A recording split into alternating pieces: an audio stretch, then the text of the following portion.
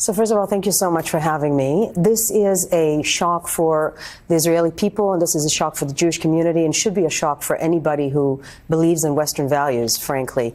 This is extraordinarily personal for me because I have nieces and nephews who are on the front line and actually fighting the fight on the ground. But in terms of the Jewish community, what you have to understand is that we've been warning about anti-Semitism on the rise for a very long time. Every single member of the Jewish community around America and the world has been feeling threatened, has been feeling unsafe, and we've been talking about this for a long time. Anti-Semitism is manifested on the right, on the left, and in radical Islam, and it's very easy to identify it on the right because it sounds like Jews are using lasers to burn California. So it's very easy for us to be like, oh, that's anti-Semitic, right? But what was very hard to identify is anti-Semitism on the left, which is what we're seeing right now, which is actually anti-Zionism.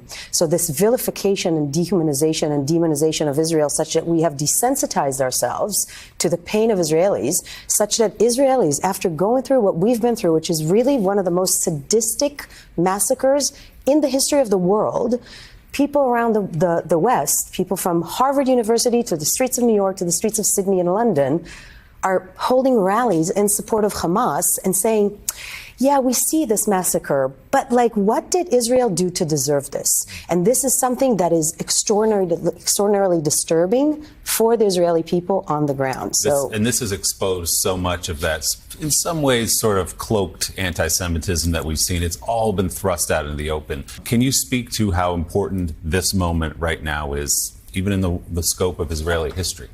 So for the world, this is important because what Hamas is it's ISIS, it's the Taliban, it's Al-Qaeda, it's the same ideology of radicalism that is threatening to take all of us. So when in Iran, they chant death for Israel and death to America. And this is not hyperbole. They're not making this up. They actually mean this, and they're making plans to do this. And Israel is the first line of defense. This should be extraordinarily personal for anybody. And you have to understand, when these demonstrations are out on the streets, that's not liberalism. When these demonstrations pro-Hamas, that's not progressivism. BDS movement, the boycott, divestment, and sanctions movement against Israel, is not about freeing Palestinians. Does anybody think that Hamas is about freeing Palestinians? We should all read the reports about how they're not letting their people evacuate Gaza and be very concerned. Look, Israel gave Hamas and gave the Gazan people 2 days to evacuate. Hamas didn't give Israel 2 minutes. So this is the intentionality of this is very important to look at when you think of what they did, the brutality and the intentionality that they did too. And I'm sorry to be graphic, but I'm actually not. The slaughtering of babies, the burning them alive, the handcuffing them, and I have people that were on the ground that are saying that the stories are even worse than what's being reported. The brutality. When you actually do this, this is very different to the reality, the horrific realities of collateral damage of war. And this is the difference. There's an intentionality of killing. And then when they go home, Hamas militants, Hamas terrorists, they're not nice to their own people. They're not progressives. They're not trying to free anybody. So this terror attack comes against the backdrop of a rise in anti-Semitic violence and speech throughout the world. The White House statistics say anti-Semitic hate crimes are up 25% last year here in the United States. We've seen similar rises across certain parts of Europe, too.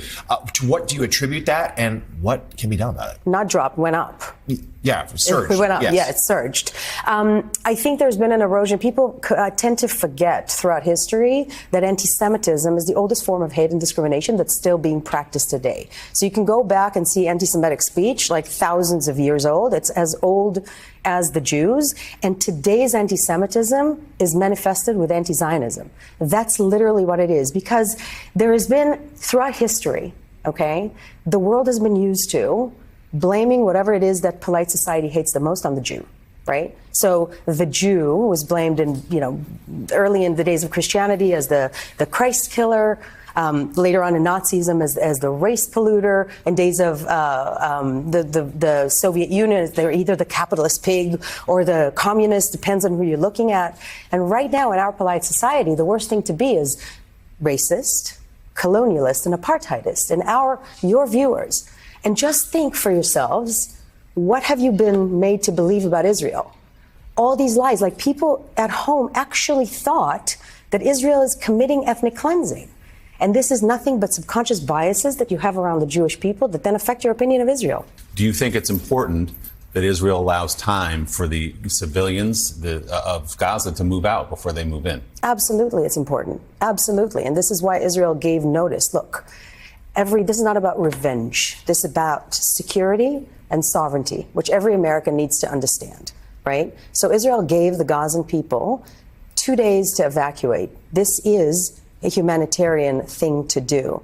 And I implore everybody who's watching this right now to read about what Hamas is doing to stop the evacuation. So Hamas declared a war on Israel, but by that they declared a war on themselves, and they declared a war on their own people. They know that they have sentenced their people to death. They want this. We've been saying this for so long. Hamas and those radical organizations, they don't think like you and I. They don't think the same way. They are looking for as many casualties as they possibly can. They're looking for the visuals. This is why they filmed themselves torturing Israelis. So they don't think the way that we do, and the Western world need to be united in this fight against this ideology, and it's happening right now at the forefront in Israel.